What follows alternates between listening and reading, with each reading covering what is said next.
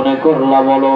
বলে ওমর, এই কারণে আপনার সন্তানের বিচার ময়দানে করি নাই, কারণ ময়দানে যদি করবার চাই মানুষ জানবে ওমরের সন্তান মদ খেয়েছে, এতে ওমরের জন্য বদনাম হবে, আর ওমরের যদি বদনাম হয় এই বিষয়টা আমাদের গায়েরও তো আঘাত আসবে। ওমর এই কারণে গোপনে গোপনে বিচার করলাম, ময়দানে বিচার করি না। মুসলিম জাহানের খলিফা ওমর আবার বললেন, এই গভর্নর শোনো, তোমার বিচার করা হয়নি, আমার দ্বিতীয়বার আবার এই বিচারটা করা লাগবে। আল্লাহ নবীর সাহাবী ওমর এবার বলতেছিল, এরে আমার কলিজার টুকরো সন্তান শোনো, তোমার এই যে নিয়মে বিচার করা হয়েছে সম্পূর্ণ সংবিধানের আইন অনুপাতে তোমার বিচার করা হয়নি। আমি আব্বাজান তোমার দ্বিতীয়বার আবার বিচার করবার চাই, তুমি কি রাজি বলো?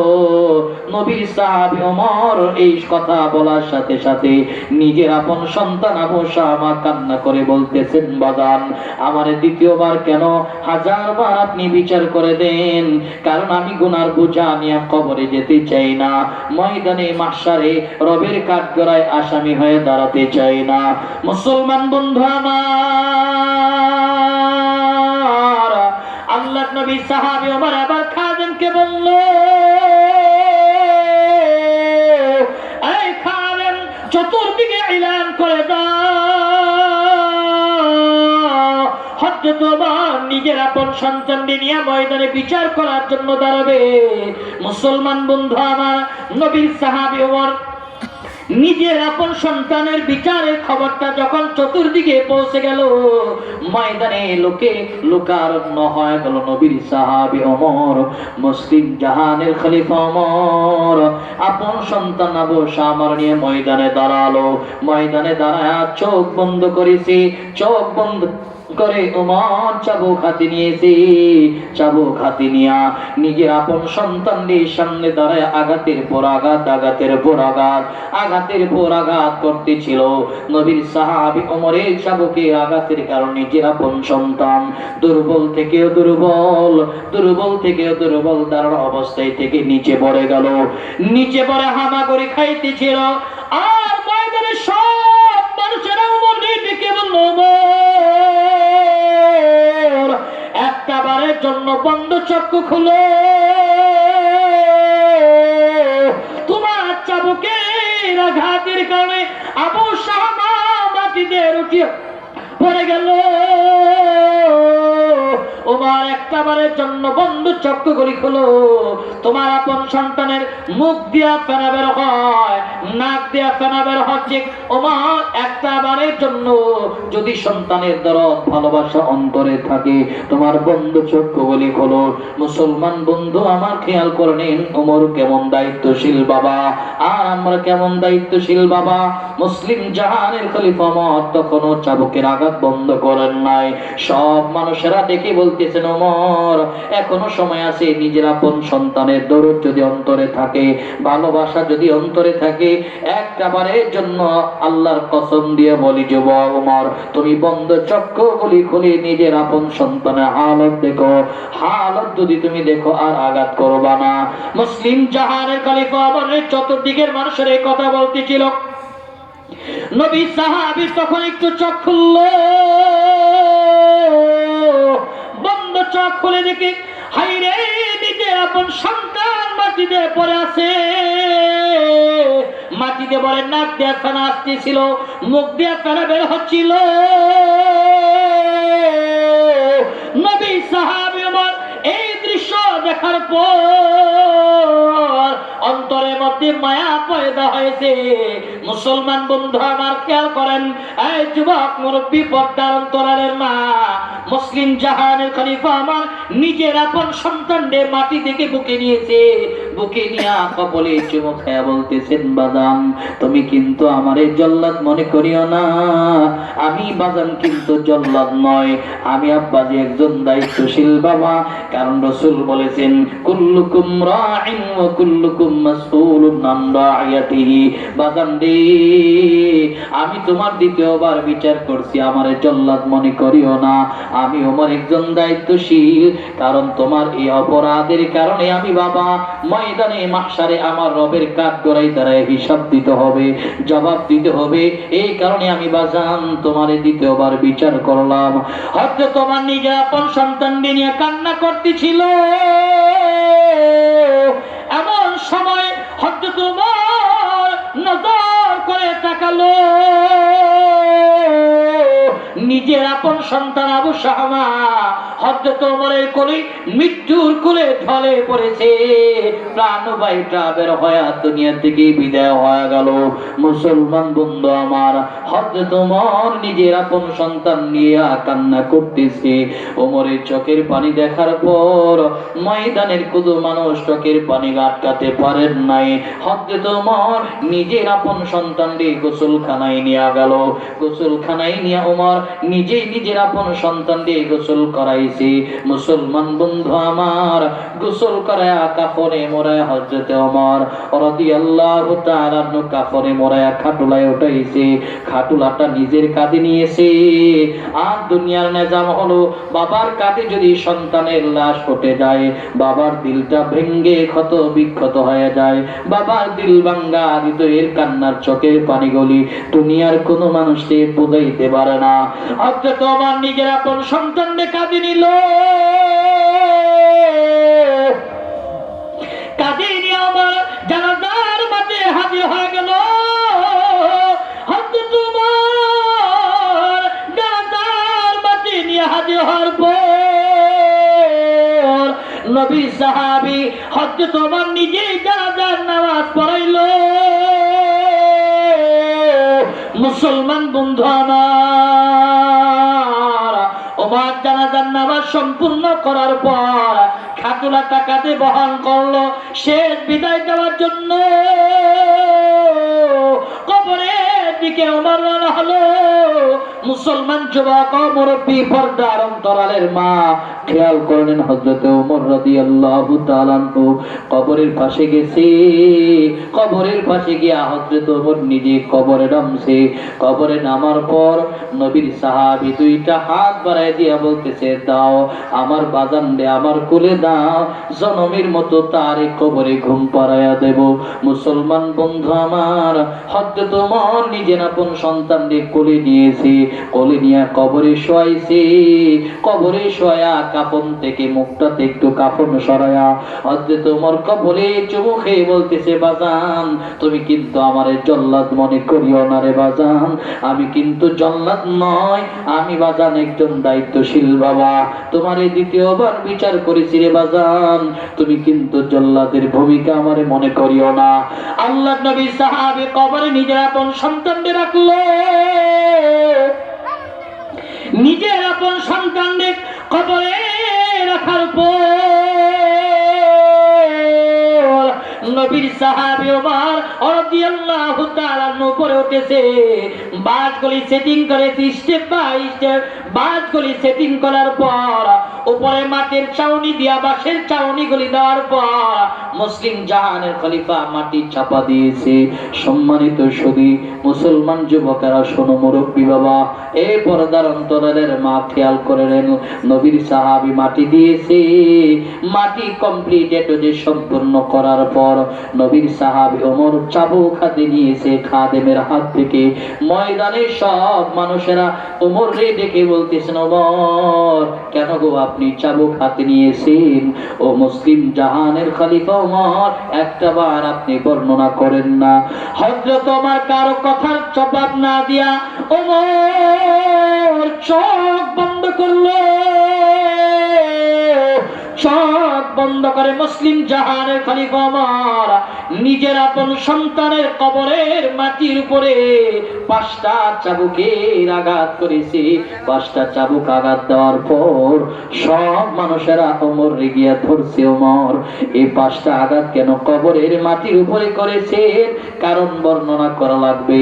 আর যদি কারণ বর্ণনা না করেন এখান থেকে এক কদম আপনারে যাওয়ার জন্য দেব না। মুসলমান বন্ধু আমার, আমার নবীর সাহাবী ওমর বিপদে পড়ে গেছে। তখন বলতেছিল, এরে আমার সন্তানের জানাজায় অংশগ্রহণ করনেওয়ালা মুসল্লিরা শুনে নাও, আমি আমার সন্তানের কবরের মাটির উপরে কেন 5টা চাবুকের আঘাত করলাম? কারণ আমি আমার সন্তানদের নিয়ে যখন মদ্যপানের অপরাধে ময়দানে দাঁড়ালাম, 80টা চাবুকের আঘাত দেওয়ার জন্য আমি আমার সন্তানের গায়ে 80টা চাবুকের আঘাত সম্পন্ন দিবার পারি নাই। 5টা আঘাত বাকি ছিল। এই 5টা আঘাতের কারণে আবার যদি রবের কাজ করায় আমি ওমরের জবাব দিতে হয়। এই কারণে আমি দুনিয়াতে আমার সন্তানের কবরের মাটির উপরে 5টা আঘাত করে দিয়া বিচারটার একেবারে দুনিয়া থেকে কমপ্লিট সম্পূর্ণ করে দিলাম। জোরে বলুন সুবহানাল্লাহ। ওমরের মতো বাবা যে সমাজে থাকবে, এই সমাজের সন্তানগুলি কোনোদিন ফেন্সিংও হবে না, ইয়াবাখুর হবে না, জুয়ারি হবে না, টেন্ডারবাজ হবে না, নারী লোভী হবে না। জোরে বলুন ঠিক কি না? ওমরের মতো দায়িত্বশীল বাবা কয়জন আছে? আমার সন্তান খারাপ হয়ে গেছে, দোষ দিই সমাজের ছেলে পেলেদের, ওদের সাথে চলার কারণে আমার সন্তান খারাপ হয়েছে। আমার সন্তান খারাপ হয়েছে দোষ আরোপ করে রাষ্ট্রের প্রশাসনের। আমার সন্তান খারাপ হয়ে গেছে ইয়াবা সেবন করে দোষ আরোপ করে রাষ্ট্রের সরকারের। রাষ্ট্রের সরকার আমার সন্তানের দায়িত্ব নেবে পড়ে, রাষ্ট্রের প্রশাসন দায়িত্ব নেবে পড়ে, সমাজ দায়িত্ব নেবে পড়ে। সর্বপ্রথম আহ্বান যে জিম্মাদারি ছিল সেটা তো আমার ছিল। আমি বাবা কতটুকু দায়িত্ব আদায় করতে পেরেছি, নিজেকে নসিহত করার বিষয়, অপরকে নিয়ে সমালোচনা করার বিষয় নয়। আমার সন্তান খারাপ হয়েছে আমার কারণে, আমার সন্তান লাঞ্ছিত হয়েছে আমার কারণে, কারণ আমি আমার সন্তানদের কোরআন এবং সুন্নাহ মোতাবেক পরিচালনা করতে পারি নাই বিধায় সন্তানগুলি আজকে আমাদের বাধ্য সন্তান হয় না। তোরে বলুন ঠিক না? সম্মানিত সুধী, খেয়াল করেন ময়দানে মাহশারে কিন্তু 4 জন জিম্মাদারের বিরুদ্ধে আল্লাহর আদালতে মামলা হয়ে যাবে। মামলা বলে এফআইআর হবে।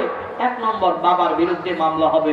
সন্তানরা গিয়ে বলবে, আল্লাহ দুনিয়াতে আমি আব্বার অধীনস্থ ছিলাম, আমার আব্বা জিকে দেখেছি নামাজে গিয়েছে, রমাদানে রোজা রেখেছে, যাকাত আদায় করেছে, আমার আব্বাজি ফজরের সালাতে গিয়েছে, আমাকে কোনোদিন ডাক দেয় নাই, শরীয়তের গণ্ঠির ভিতরে আমার আব্বাজি চলেছে, আমি শরীয়ত মা মেনে লাইনচ্যুত হয়ে চলেছি, আমাকে বাধা দেয় নাই, আমি আমার আব্বাজির বিরুদ্ধে মামলা করলাম।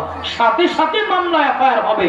2 নম্বর মামলা হবে আপন বড় ভাইয়ের বিরুদ্ধে। বলবে, আল্লাহ আমি দুনিয়াতে আব্বাজির অধীনস্থর পর বড় ভাইয়ের অধীনস্থ ছিলাম, বড় ভাই নামাজের কথা বলেনি, রমাদানে রোজা রেখেছে, আমাকে রোজা রাখার কথা বলেনি, আমি আমার বড় ভাইয়ের বিরুদ্ধে মামলা করলাম, মামলা এফআইআর হবে।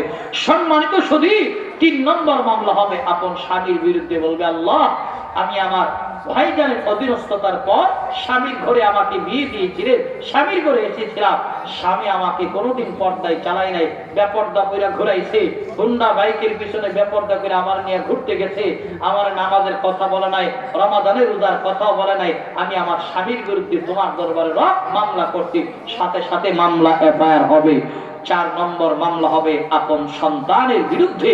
বলবে, আল্লাহ আমি আমার সন্তানের বিরুদ্ধে মামলা করলাম, কারণ আমার স্বামীর অধীনস্থতার পর সন্তান আমাকে এ টু জেড কমপ্লিট ভরণ পোষণ দিত, সন্তান আমাকে নামাজের কথা বলেনি, পর্দার কথা বলেনি, শরীয়তের গণ্ডির ভিতরে চলার কথা বলেনি, মামলা করলাম। সাথে সাথে এফআইআর হবে।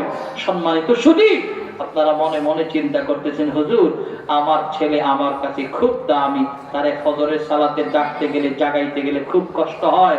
হুজুর আমার মেয়ে আমার কাছে খুব দামি, পর্দার কথা বলতে গেলে খুব কষ্ট হয়। হুজুর আমার বিবিরে খুব মহব্বত করি, ভালোবাসি, বিবিরে পর্দার ভিতরে প্যাকেট করতে গেলে কেমন যেন খারাপ দেখায়, ভালো লাগে না, এই কারণে খোলা নিয়ে ঘুরি।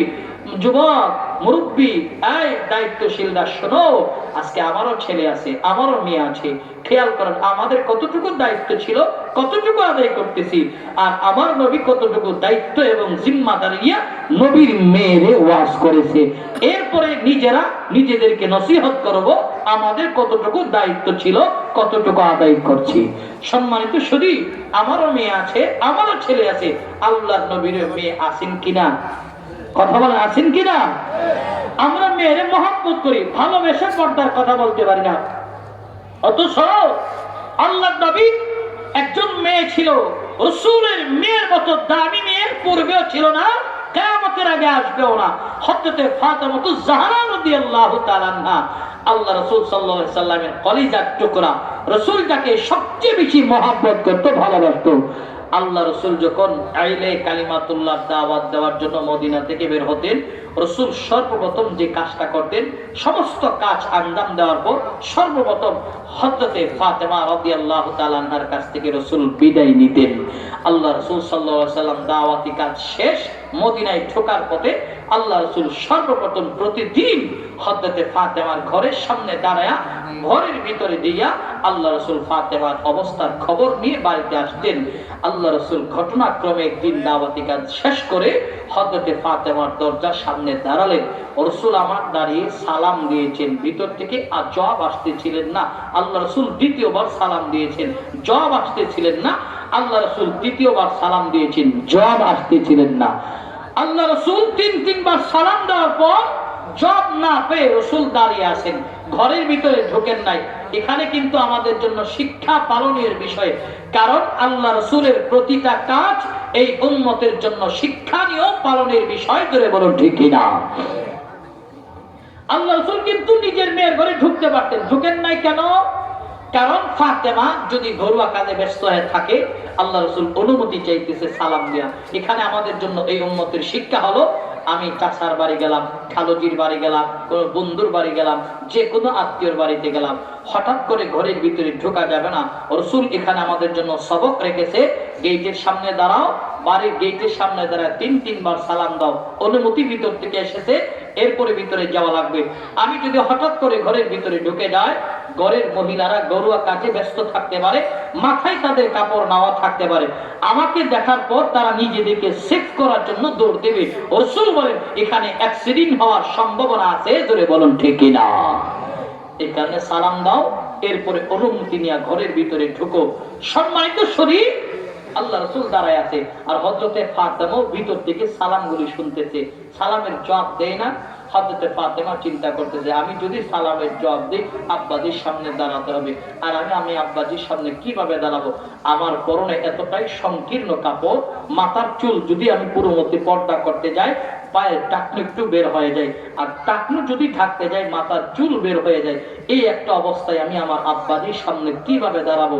ফাতেমা মনে মনে এটাও চিন্তা করতেছে, রাসূল যদি পরবর্তী সময় জানতে পারে আমি ঘরের ভিতরে থেকেও সালামের জবাব দেইনি, তাহলে আমার আব্বাজির মনে কষ্ট যাবে, আর আমার আব্বাজি যদি কষ্ট পায় আরশের মালিক কষ্ট পাবে, আরশের মালিক যদি কষ্ট পায় এই কষ্টটাই হতে পারে আমার জন্য গজব হয়ে নাজিল হতে পারে। আমার আব্বাজির মনে কষ্ট দেওয়া যাবে না। আল্লাহ রাসূল অনেকক্ষণ দাঁড়িয়ে আছেন, জবাব না পেয়ে রাসূল 2-3 কদম বাড়ির দিকে পথ আগাচ্ছেন। এমন সময় ফাতেমা নিজের ঘরের দরজার সামনে বেড়া ছিদ্র দিয়ে দেখেছে আব্বাজি 2-3 কদম বাড়ির দিকে রওনা হয়েছে। এমন সময় ফাতেমা ডাক দিয়েছেন, আব্বাজি দাঁড়াও।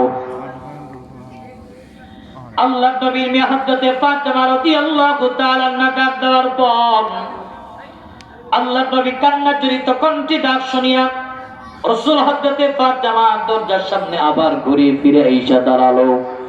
মুসলমান বন্ধু আমার খেয়াল করেন, আল্লাহ নবী দাঁড়ানোর পর বলতেছেন, মারে তোরে আমি আব্বাজি 3বার সালাম দিলাম, আমার সালামের জবাব বলি কেন দাও নাই রে মা? হযরতে ফাতেমা ভিতর থেকে কান্না করে বলতেছেন, বাজান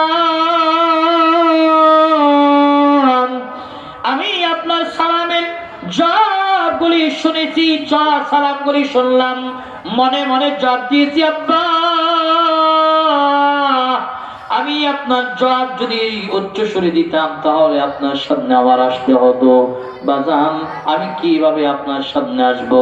ফাতেমা হালত বর্ণনা করেছে, বাজান মাথার চুল ঢাকতে গেলে পায়ের টাকনু বের হয়ে যায়, টাকনু ঢাকতে গেলে মাথার চুল বের হয়ে যায়। আবার নবী এই কথা শোনার পর রাসূলের চোখের পানি আর নবী ধরে রাখতে পারেন নাই।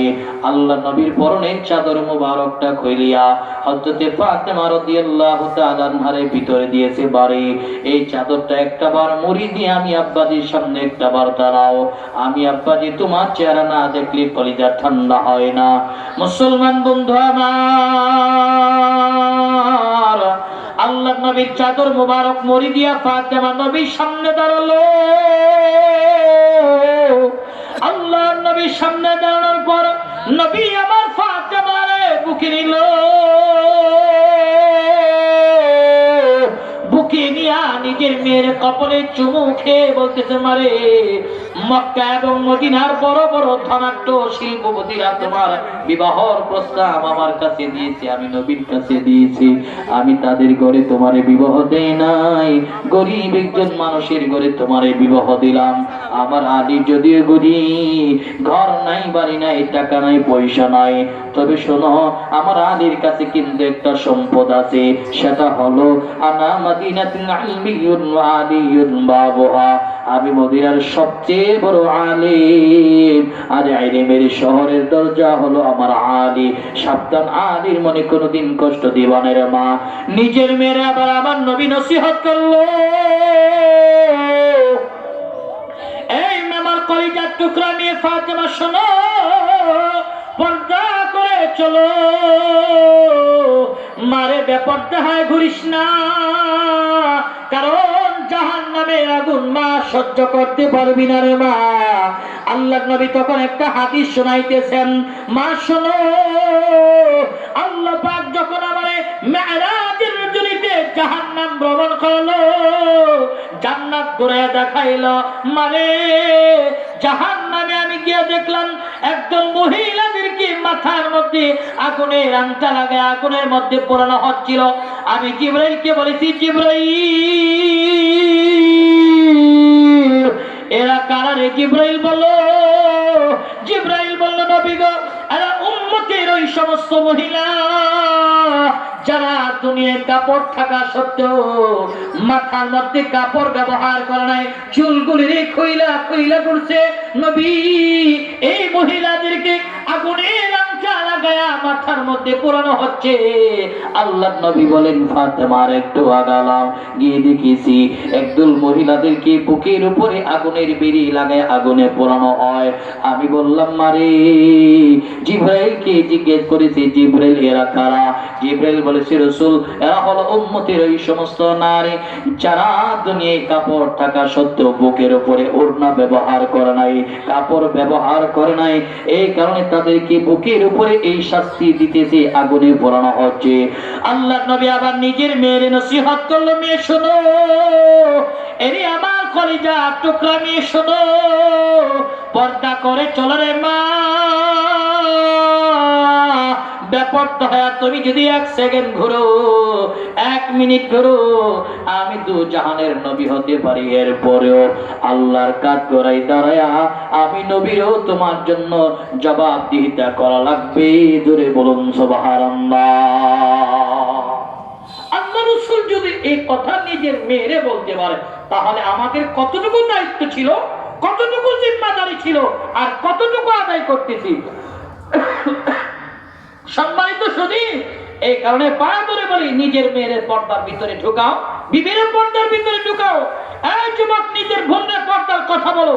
আজকে আমার দেশে হিজাব এবং পর্দা না থাকার কারণে হয়েছে একটা ক্ষতি কি?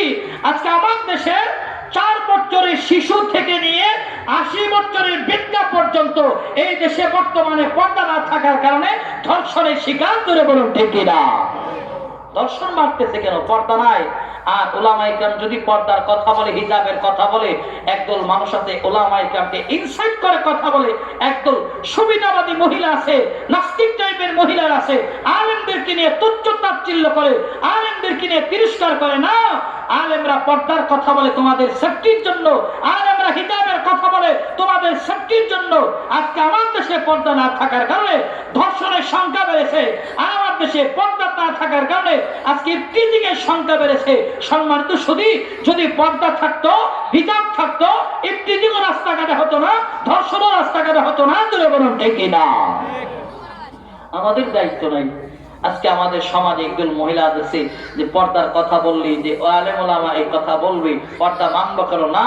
কথাগুলি মানেন, যদি মানতে পারেন তাহলে কপাল বলো, নসিব বলো, আর যদি না মানেন আফসোস করবেন। জাহান্নামের আগুন সহ্য করার মতো নয়। হযরত আবু হুরায়রা রাদিয়াল্লাহু তাআলা থেকে হাদিস বর্ণনা করা হয়, জাহান্নামের আগুনটা এতটাই ভয়াবহ হবে, দুনিয়ার আগুন তো সামান্য পানি দিলে নিবানো যায়, দুনিয়ার আগুন ঘরে লেগেছে, শরীরে লেগেছে, নিবানোর ব্যবস্থা আছে। জাহান্নামের আগুনের বর্ণনা দিয়েছে, এতটাই প্রচন্ড গরম হবে, জাহান্নাম জাহান্নামের আগুনটা মানুষের শরীরের একটা অঙ্গে লেগে গেলে কলিজা পুরা পচা দুর্গন্ধ বের হয়ে যাবে। সম্মানিত শুধু এই আগুনের কথা দিয়ে রাসূল বলেছে যে শব্দ করতে পারবা না মা, এখনো সময় আছে, পর্দা করে চলো, পর্দার ভিতরে ঢোকো। রাসূল তার মেয়ের দায়িত্ব নিয়ে এই নসিহত করেছে। আমাদেরও এই দায়িত্ব নিয়ে ছেলে মেয়েদেরকে নসিহত করার দরকার আছে না নাই? কথা বলে আছে না নাই? এই দায়িত্ব এবং জিম্মাদার নিয়ে হযরত লুকমান আলাইহিস সালাতু ওয়াস সালাম নিজের সন্তানদের কাছে বসে বলেছিলেন, দুনিয়ার শ্রেষ্ঠ এক নসিহত করেছিল, বাবা শোনো, আল্লাহর সাথে কাউকে কোনোদিন তুলনা করা যাবে না। আল্লাহ কয়জন? সবাই কয়জন? ডাক দেন ইয়া আল্লাহ, জোরে জোরে ইয়া আল্লাহ। আল্লাহ এক। আল্লাহ রাসূল হাদিসে বলেন, লা তুশরিক বিল্লাহি শাইআ ওয়া ইন কুতিলতা ওয়া ইন হুরিকতা, যদি তোমাকে কতল করা হয়, শরীরে চড়া হয়, আগুন নিক্ষেপ করা হয়, এরপরও এক আল্লাহর উপর ঈমান আনলাম, ঈমান দেওয়া যাবে না, ইসলাম ছাড়া যাবে না। জোরে বলুন ঠিক কি না?